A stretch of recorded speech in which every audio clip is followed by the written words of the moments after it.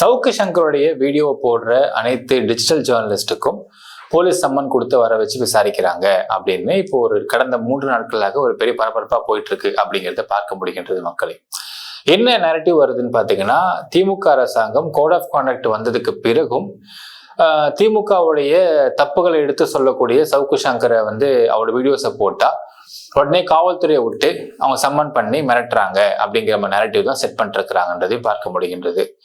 இப்போ இது உண்மையாலுமே திமுக அரசாங்கம் செய்யற விஷயமா, திமுகவுடைய கட்சி செய்யற விஷயமா, இல்ல போலீஸ் செய்யற விஷயமா, இதுல உண்மை பின்னணி என்ன டீட்டெயிலா பார்க்க போறோம் இந்த பதிவுல.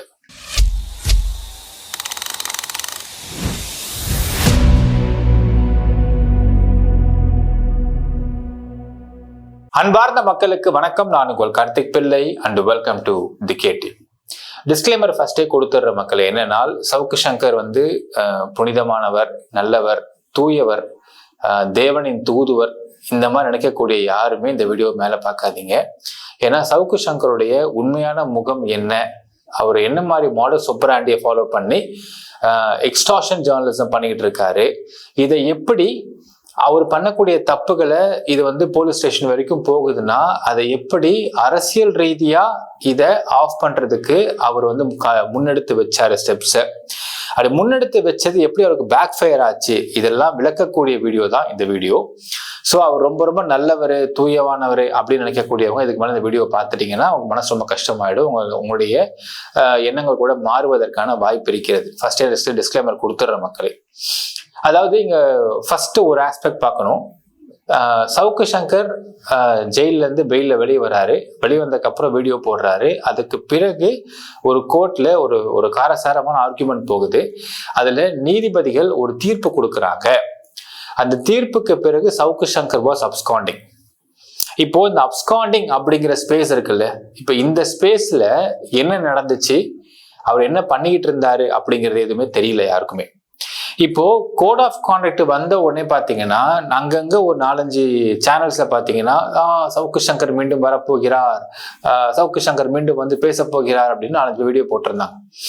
அதாவது உங்களுக்கு ஃபர்ஸ்ட் ஆஃப் ஆல் ஜுடிஷியல் தெரிஞ்சவங்களுக்கு, லீகல் தெரிஞ்சவங்களுக்கு நல்லாவே தெரியும் இப்ப சவுக்கு சங்கர் பேசினா இது என்ன மாதிரி ஒரு தப்பான பேக் ஃபயர் ஆகுன்றது தெரியும்.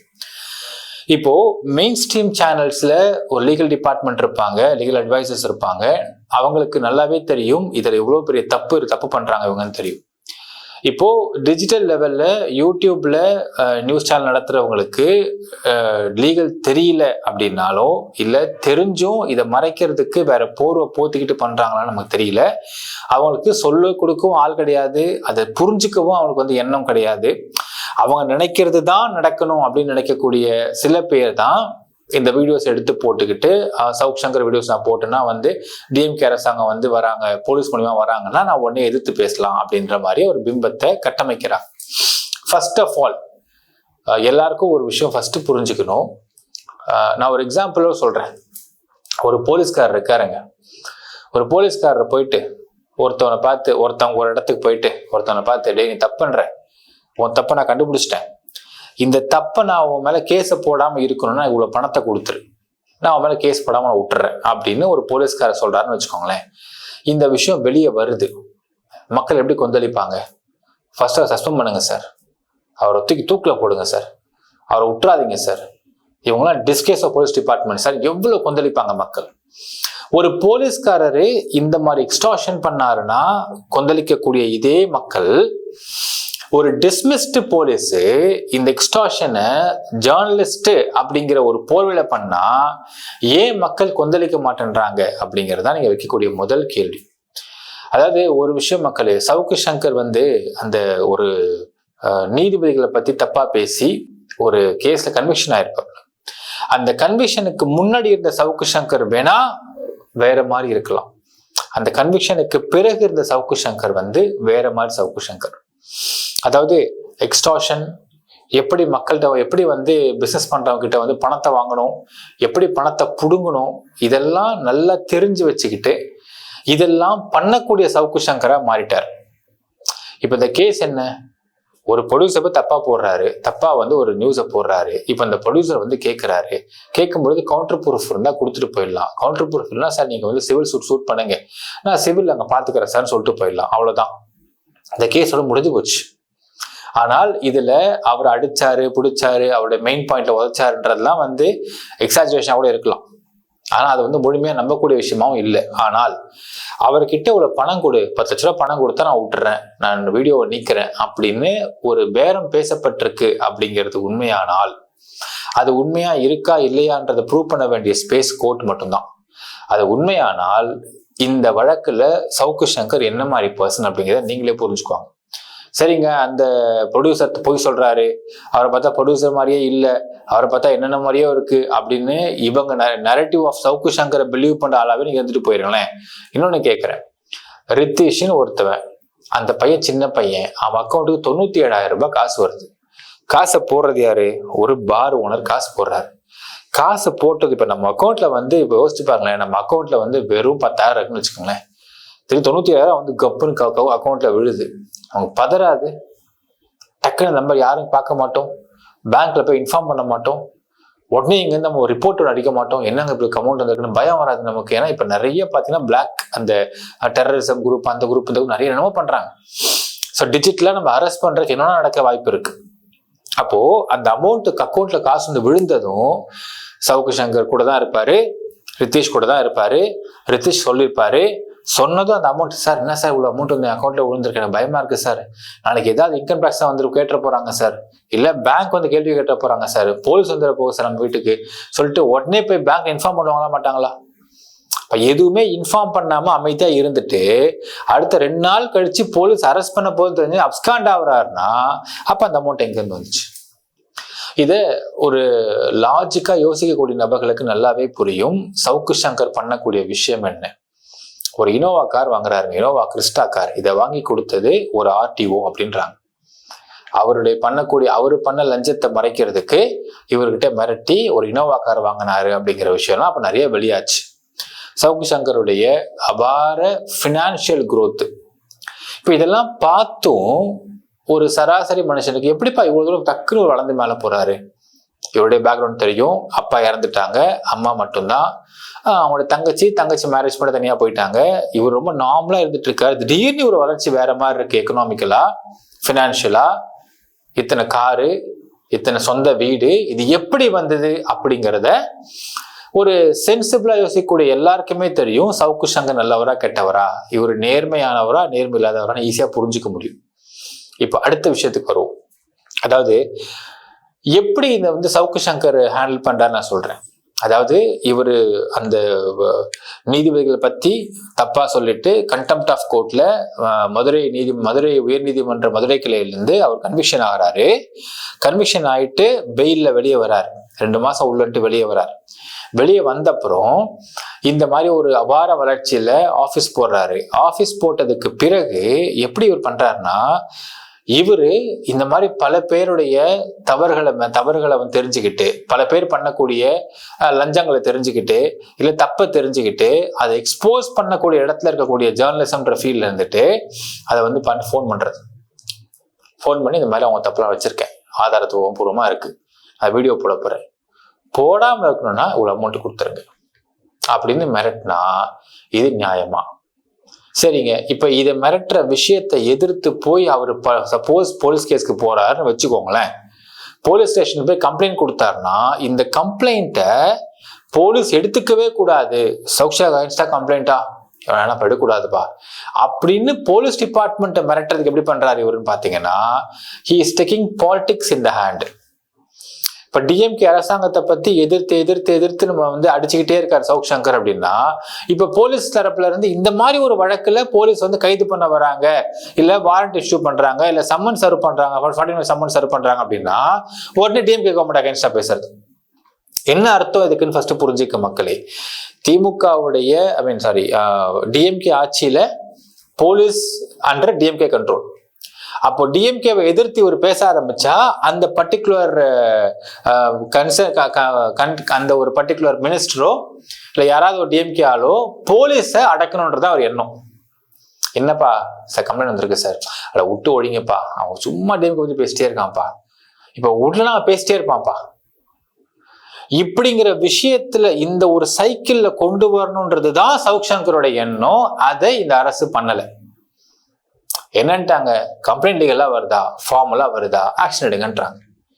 இப்ப இந்த ஆக்ஷன் எடுங்கன்னு சொன்ன உடனே இவருக்கு அதை பிடிக்கல.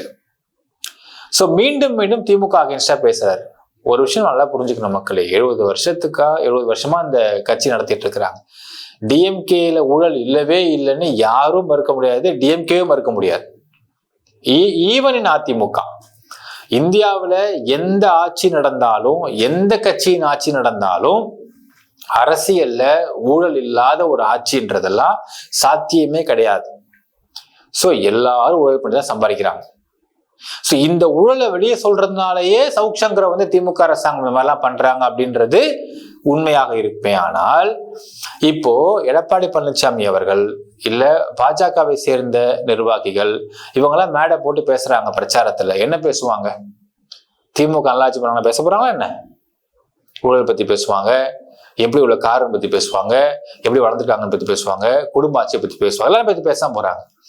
அப்படி திமுகவுடைய ஊழலை பத்தி வெளியே சொல்றதுனாலயே திமுகவுடைய எதிராக பேசுறவங்களை வந்து டிஎம்கே போலீஸை வச்சு அரெஸ்ட் பண்றாங்க, இல்ல அச்சுறுத்துறாங்க அப்படின்னு இப்ப வைக்கிற நேரட்டிவ் எப்படி உண்மையாக இருக்க முடியும்?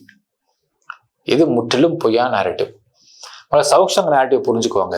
சவுக் சங்கர் இந்த மாதிரி தவறுகளை மறைப்பதற்கு யார் வந்து கம்ப்ளைண்ட் கொடுத்தாலும் அதை போலீஸ் எடுக்க கூடாது அப்படின்றதுக்காக இதை யாரை வச்சு அடிக்க முடியும்னு பார்த்து அரசியல் ரீதியா எதிரா பேசினா அரசியல் ரீதியா போலீஸை கண்ட்ரோல் பண்ணுவாங்க அப்படிங்கிறத சவுக் சங்கர் நோக்கமா இருந்திருக்கு. அது நிறைவேறல.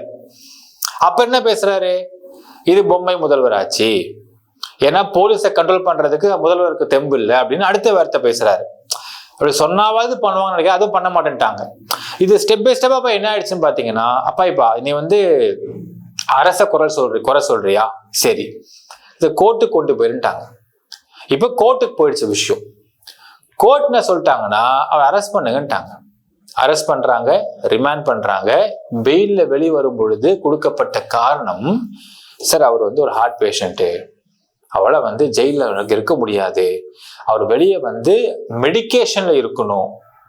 சோ கோர்ட் என்ன சொல்லுதுன்னா, அண்டர் மெடிக்கேஷன் நீங்க இருக்கணும்ன்ற ஒரே கிரவுண்ட்ஸை வச்சுட்டு, மெடிக்கல் கிரவுண்ட்ஸை மட்டுமே வச்சுட்டு தான் பெயில்ல வெளியே விடுறாங்க கோர்ட். வெளியே வந்ததும் இவர் சவுக் சங்கர், மாலத்தி, ரித்திஷ்லாம் சேர்ந்து உட்காந்து வீடியோ போட்டாங்க. அதை எதிர்த்து மேல்முறையிட போறாங்க கோர்ட், அரசாங்கம் மேல்முறையிட போறாங்க. இப்போ நீதிமன்றத்துடைய நீங்க ஆர்டரை பார்க்கணும், ஜட்ஜ்மெண்ட்டை பார்க்கணும். கோ அக்யூஸ்டு நேரடியாகவோ வீடியோலையோ மறைமுகமாகவோ இல்ல டிஜிட்டல் பரிவர்த்தனை மூலமாவோ இல்ல போன் மூலியமாவோ கோ அக்யூஸ்ட் யாரும் ஒன்னா பேசிக்கவே கூடாது. அப்படி பேசிக்கிட்டா நீங்க தமிழக காவல்துறை வந்து எங்கிட்ட நிக்க வேண்டிய தேவையே இல்லை. நீங்க நேரா போங்க, அவர் அரெஸ்ட் பண்ணி பெயில் ஆர்டரை வந்து மீறிட்டாருன்னு சொல்லிட்டு அரெஸ்ட் பண்ணி உள்ள போட்டுருங்க அப்படின்னு நீதிமன்றம் கொடுத்த உத்தரவு இருக்கு. இந்த உத்தரவை யாரும் மீற முடியாது இல்லையா? இப்போ இந்த நீதிமன்றம் உத்தரவு கொடுத்ததுக்கு அப்புறம் சவுக் சங்கர் வாஸ் அப்ஸ்காண்டிங். எங்க இருக்காருன்னு தெரியல அப்படின்னு அப்ஸ்காண்ட் ஆயிட்டாரு. வீட்டுல இல்ல, எங்கேயுமே இல்ல. என்ன எங்க போயிருப்பாரு? பாண்டிச்சேரி போயிருப்பாரு, ஸ்டேட்டுக்கு போய் உட்காந்து இருந்திருப்பாரு. அவ்வளவுதான் விஷயம், வேற எதுவும் பெருசா நடக்க போறது கிடையாது. இப்ப அங்க இருந்துகிட்டு வீடியோவை ப்ரொடியூஸ் பண்ணி இங்க அனுப்புறாரு. இங்க உள்ள ஒரு சில பேர் இந்த லாஜிக்கே புரிஞ்சுக்காம திமுக அரசாங்கத்தை எதிராக நம்ம வந்து பாஜக என்டிஏ கூட்டணியில வந்து நாங்க வந்து பிரச்சார வேலைகளில் ஈடுபட்டுக்கிட்டு இருக்கோம், நாங்க பிரச்சார பீரங்கியா இருக்கிறோம் அப்படின்னு சொல்லிட்டு அதன் மூலியமா நாங்க டிஎம்கே அரசாங்கத்தை எதிர்த்து பேச சவுக் சங்கர் வீடியோவை நாங்க பப்ளிஷ் பண்றோம். இதனால காவல்துறை எங்களை வந்து சம்மன் சர்வ் பண்றாங்க, விசாரிப்பு அப்படிங்கிற பேர்ல எங்களை அழக்கரிக்கிறாங்க அப்படின்னு வெளியே வந்து பேசிட்டு இருக்கிறாங்க இவர்கள்லாம். இப்போ இந்த விஷயத்துல கோர்ட் ஆர்டரை மதிக்கிறாங்களா காவல்துறை, இல்ல டிஎம்கே ஆட்சியை மதிக்கிறாங்களா? இங்க இப்போ குழப்பம் போயிட்டு இருக்கு. கோர்ட் ஆர்டர் ரொம்ப தெளிவா இருக்கு. சோ இந்த இடத்துல வீடியோ பேசக்கூடாது, ஏன்னா வீடியோ பேசுறது அளவுக்கு உங்களுக்கு தெம்பு இருக்குன்னா நீங்க வந்து ஜெயிலே இருக்கலாமே. எதுக்கு அவங்க பெயில் கொடுத்துருக்கேன்? ஸோ உங்க மெடிக்கல் கிரவுண்ட்ஸ் வச்சு பார்க்கும்போது இங்க வீடியோ பேசவே கூடாதுன்னு கோர்ட் தெளிவா ஒரு உத்தரவு போட்டிருக்காங்க. அவர் வீடியோ பேசி கொடுத்துக்கிட்டு இருக்காருங்க. ஸோ இதை வச்சு இப்போ பப்ளிஷ் பண்றாங்க அப்படின்னா சவுக்கு சங்கர் இங்க உள்ள ஒரு சில நபர்கள் எந்த அளவுக்கு லீகல் தெரியாதவர்கள், எந்த அளவுக்கு ஜுடிஷியல் அறியாதவர்கள். இப்ப இந்த வீடியோ எடுத்து போட்டாங்க, ஒரு 10 பேர் சம்மன் சர்வ் பண்ணிருக்காங்க. போலீஸ் கூப்பிட்டு வச்சு விசாரிக்கிறாங்க. கொடுக்கப்பட்ட சம்மன் விட்னஸ் சம்மன் தான், not accuse summon. Witness summon serve பண்றாங்க, கூப்பிட்டு விசாரிக்கிறாங்க போலீஸ். நாளைக்கு இந்த 10 பேரை விசாரிச்சுட்டு அதுக்கு பிறகு சார் நான் 10 பேரை விசாரிச்சேன், அவங்க இந்த மாதிரி நான் கோஆபரேட்டிவா இருக்கிறாங்க, ஆனா அக்யூஸ்ட் பாத்தீங்கன்னா எங்க இருந்தோ வீடியோ போட்டுட்டு இருக்காரு, அந்த வீடியோ பப்ளிஷ் பண்ணிட்டு இருக்கிறாங்க, சோர்ஸ் சொல்ல மாட்டேங்கிறாங்க, நாங்க அரெஸ்ட் பண்ண முடியல அப்படின்னா கோர்ட் எடுத்து என்ன சொல்லும் தெரியுங்களா? யார் யார் விட்னஸ் அக்யூஸ்ட் ஆக்குன்னு சொல்லிட்டு வச்சுக்கோங்களேன். இப்ப இந்த 10 யூடியூபர்ஸும் தே பிகம் கோ அக்யூஸ்ட்.